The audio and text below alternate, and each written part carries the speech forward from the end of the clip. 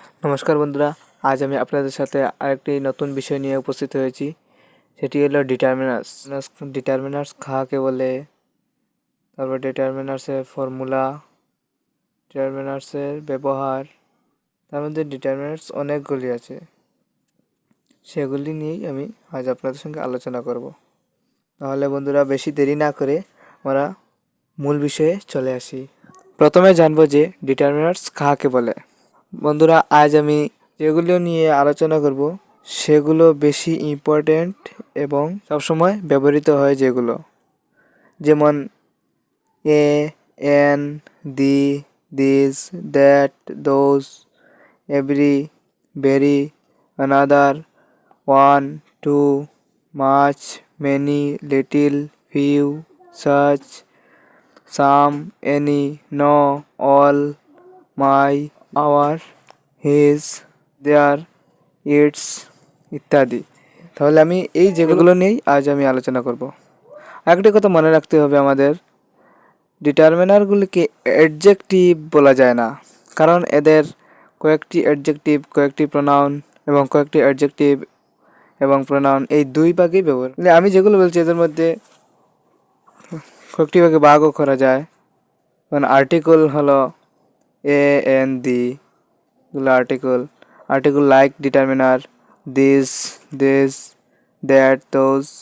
Possessive হলো মাই, hour, year, his, hair, দেয়ার, এগুলোই। তাহলে আমরা প্রথমে আর্টিকেলগুলো জানবো। আর্টিকেলের মাধ্যমে হলো এ, এন এবং দি, এই তিনটিকে আর্টিকেল বলা হয়। এ এবং এনকে ইনডিফিনিট আর্টিকেল বলা হয়, কারণ তারা কোনো নির্দিষ্ট ব্যক্তি বা বস্তু বোঝায় না। যেমন এ ক্যাট বা এন অরেঞ্জ বলিলে যে কোনো বিড়াল বা কমলা বোঝায়।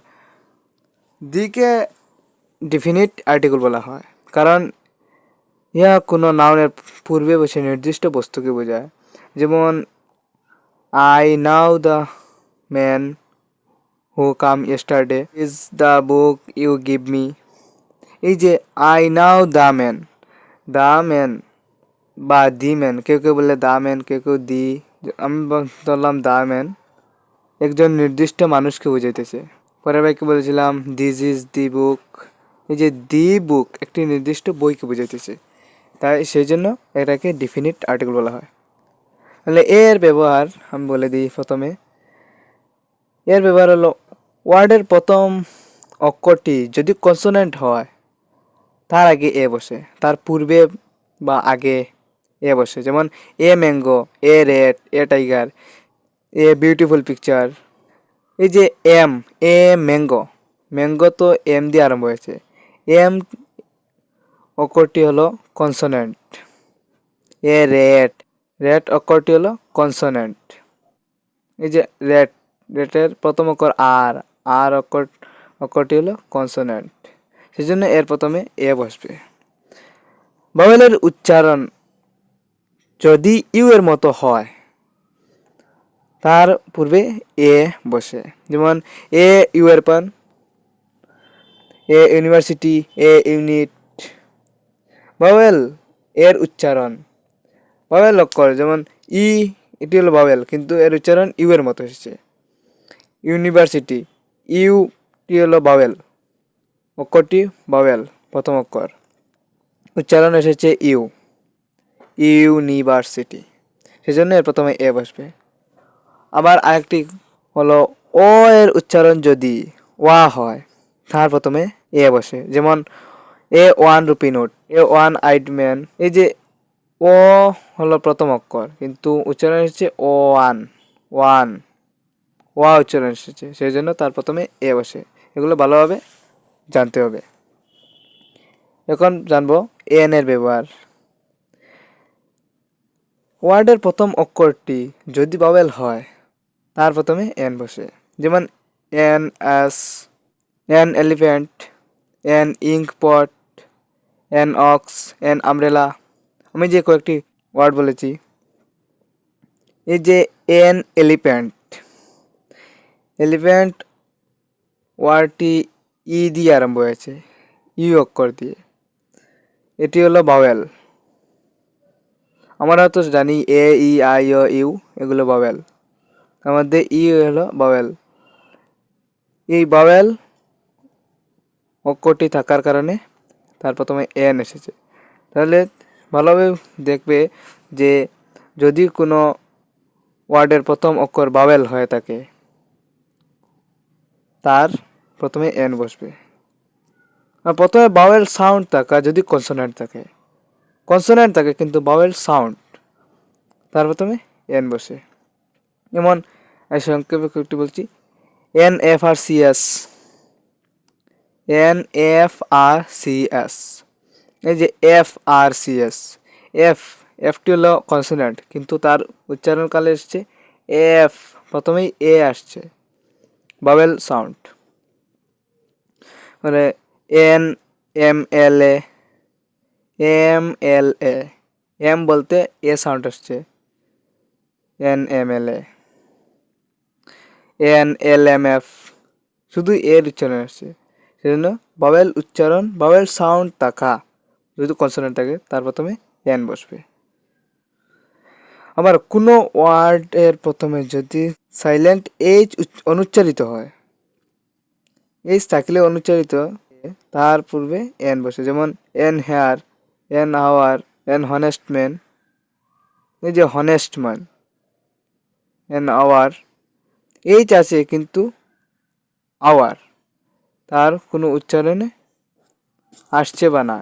এখন জানবো যে দি এর ব্যবহার কী হবে। দি হলো কোনো পরিচিত ব্যক্তি বা অপরিচিত ব্যক্তি, কোনো বস্তু, এগুলোকে নির্দিষ্ট করিয়া দিতে। এবং সমস্ত জাতি বুঝাইতে কমন নাউনের পূর্বে সিঙ্গুলার নাম্বার থাকিলে তার আগে দি বসে। যেমন দি dog is faithful animal, the cat loves comfort. সমস্ত জাতি বুঝাইতে সিঙ্গুলার নাম্বার কাউন্টেবল নাউনের পূর্বে ইনডিফিনিট এবং ডিফিনিট দুই রকম আর্টিকেলই ব্যবহৃত হয়, তো প্লুরাল নাম্বারের আর্টিকেল বসে না। যেমন ম্যান শব্দ মানব জাতি এবং ওয়েম্যান শব্দ মানব কিন্তু স্ত্রী জাতি, তার আগে কোনো আর্টিকেল ব্যবহার হয় না। তারপর নদী, কোনো নদীর নাম, কোনো উপসাগরের নাম, সাগরের নাম, মহাসাগরের নাম, দ্বীপপুঞ্জের নাম, পর্বত, জাহাজ, সংবাদপত্র, যে ধর্মগ্রন্থ, যা কিছুই নাম বোঝাক, নাম বলতেই তারপর তুমি দি বসবেই। এখন আমরা জানো ফিউ এবং লিটিলের ব্যবহার। ফিউ এর সংখ্যা বোঝায় এবং লিটিলের পরিমাণ বোঝায়। কাউন্টেবল নাউনের পূর্বে ফিউ এবং আনকাউন্টেবল নাউনের পূর্বে লিটিল ব্যবহৃত হয়। যেমন he has few friends here, the old man has little strength.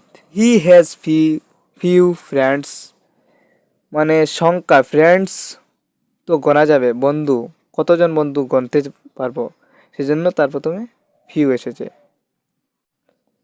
ভালোভাবে লক্ষ্য রাখতে হবে ফিউ এর সংখ্যা এবং লিটিলের পরিমাণ। কোনো কিছু, যেমন কেউ যদি বলে কতটুক জল, জল তো আর গোনা যাবে না, আনকাউন্টেবল নাউন, তার পূর্বে লিটিল বসবে। ওয়াটারের পূর্বে, কোনো তরল জাতীয় বস্তু তো গণনা করা যায় না, তার পূর্বে লিটিল বসবে। বা কোনো কঠিন জাতীয় বস্তু হলে তো গোনা যাবে, তার পূর্বে ফিউ বসবে। এখন আমরা জানো ফিউ, এ ফিউ এবং দা ফিউ এর ব্যবহার। ফিউ এ কিন্তু প্রায় নাই বোঝায়, এ ফিউ কম সংখ্যক এবং দা ফিউ এ সামান্য সংখ্যকের প্রত্যেকটি প্রায় বোঝায়। এই তিনটি প্লুরাল কাউন্টেবল নাউনের আগে বেরোতে হয়, এগুলো ভালোভাবে লক্ষ্য রাখতে হবে। ভুলে যায় না কিন্তু ফিউ এ প্রায় নাই বোঝায়, প্রায় নাই বোঝায়। আবার এ ফিউ এ কম সংখ্যক বোঝায়, দি ফিউ এ সামান্য সংখ্যকের প্রায় প্রত্যেকটিই বোঝায়। আশা করি বোঝা গেল। এখন আমরা জানবো লিটিল, এ লিটিল এবং দা লিটিল, এগুলোরই একটু ফর্মুলা আছে। লিটিল, এ লিটিল এবং দা লিটিল এগুলো পরিমাণ বোঝায় এবং এরা আনকাউন্টেবল নাউনের আগে বসে। এদের মধ্যে প্রভেদ ফিউ এবং এ ফিউ এবং দা ফিউ এর মধ্যে থাকা প্রভেদের প্রায় এদের মতোই। তাহলে আমি অতি সংক্ষেপে বুঝিয়ে দিচ্ছি, নিজেতেই কিছু বোঝার চেষ্টা করবেন। সবগুলো এর মধ্যে যদি বুঝিয়ে দিই তাহলে ভিডিওটা অনেক লম্বা হয়ে যাবে, কিন্তু অনেকে আছে বেশি লম্বা ভিডিও দেখতে ভালোবাসে না, সেই জন্য কিছু সংক্ষেপে বুঝিয়ে দিচ্ছি। একটু লক্ষ্য করলে এবং আমার কথাগুলো ভালোভাবে শুনলে বুঝতে পারবেন। তাহলে আমি আর কথা না বলি, আমি আবার আরেকটি চাই, সে হলো মাছ এবং মেনি। তার মাছ এবং মেনির ব্যবহার কী হবে? মাছ এ পরিমাণ বোঝায় এবং আনকাউন্টেবল নাউনের আগে বসে। মেনি এ সংখ্যা বোঝায়, আনকাউন্টেবল নাউনের সঙ্গে ব্যবহৃত হয়। তার পরবর্তী নাউনের প্লুরাল নাম্বারও হয়। মেনি এর মতো প্রকাশ করিতেও lots of, heaps of, a lot of, a great number of এর অর্থ প্রকাশ করিতেও a good deal of, a lot of, লস্ট অফ, প্লেন্টি অফ ইত্যাদি ব্যবহার করা হয়। এগুলো ভালোভাবে লক্ষ্য করবে। সাম এবং এনির তার ব্যবহার হলো যদি কোনো অনির্দিষ্ট সংখ্যা বা পরিমাণ বোঝায়। কাউন্টেবল এবং আনকাউন্টেবল দুই রকম নাউনের পূর্বে সাম এবং এনি ব্যবহৃত হয়। যেমন আমি বললাম হি give me some books. Some books অনির্দিষ্ট সংখ্যা, কয়টি বুকস তা তো আমি বলিনি, বলেছি সাম বুকস। গণনা করা যাবে আবার, কিন্তু অনির্দিষ্ট। এখানে বলা হয়নি কয়টি বুক, তার প্রথমে সেজন্য সাম বসবে। He has not any money. Money কত টাকা, টাকা তো কত টাকা সেটা বলা হয়নি, অনির্দিষ্ট, পুরো শিওর জানা যায়নি, সেজন্য তার প্রথমে এনি বসবে অনির্দিষ্ট কোনো বস্তু বুঝাইলে। আবার নেগেটিভ সেন্টেন্স এ এনি এর পূর্বে নট বসে, কিন্তু ন বসে না, এটাও ভালোভাবে লক্ষ্য রাখবে। ইচ এবং এভরি এর ব্যবহার হলো ইচ দুটি বা বেশির ভেতরে একটিকে বোঝায় এবং ইহা প্রোনাউন এবং অ্যাডজেক্টিভ দুই রকমই ব্যবহৃত হয়। এভরি কেবল অ্যাডজেক্টিভ হিসেবে ব্যবহৃত হয় এবং ইহা দুইয়ের বেশি ভিতরে এটিকে বোঝায়। আইদার এবং নাইদার, আইদার দুইটির একটি বা দুইটির প্রত্যেকটিকেই বোঝায় এবং নাইদার দুইটির কোনোটিই নয় বোঝায়। যেমন you may join either party, you may join either party. Neither boy is honest, I should join neither party. এবং আইদার এবং নাইদার উভয়ের পর সিঙ্গুলার নাম্বার কাউন্টেবল নাউনকে বোঝায় এবং আইদার এবং নাইদার উভয়ের পর সিঙ্গুলার কাউন্টেবল নাউন ব্যবহার করা হয়। আরেকটি কথা, ন একটি সামান্য নয় অর্থে ন ব্যবহার করা হয়। নয়ের পরিবর্তে সিঙ্গুলার কাউন্টেবল নাউনের সঙ্গে নট এ এবং সিঙ্গুলার কাউন্টেবল, প্লুরাল কাউন্টেবল এবং আনকাউন্টেবল এই তিন প্রকার নাউনের সঙ্গে নট এনি ব্যবহার করা হয়। যেমন I have no book, I have not any book. আমি প্রথমে বলেছিলাম আগে এনির পূর্বে নট বসে, কখনো ন বসে না। এখন আবার বলে দিচ্ছি, he has no friend here, he has not any friend here. আর আরেকটি কথা বলেছি, একটি কথা মনে রাখিও ও মনে রাখার বিষয়, সেটা সাম বা এনির সঙ্গে যুক্ত যৌগিক শব্দের ব্যবহারও একই রূপে হয়। যেমন সামবডি, সাম হাওয়ার, something, some how, anybody, anything, anyone, anyhow ইত্যাদি, এরকম আরও আছে। তাহলে বন্ধুরা আশা করি খুব সহজেই বুঝতে পেরেছেন। আর যদিও কেউ বোঝার মাধ্যমে কোনো অসুবিধা হয়ে থাকে কমেন্ট বক্সে অবশ্যই জানাবেন। ধন্যবাদ।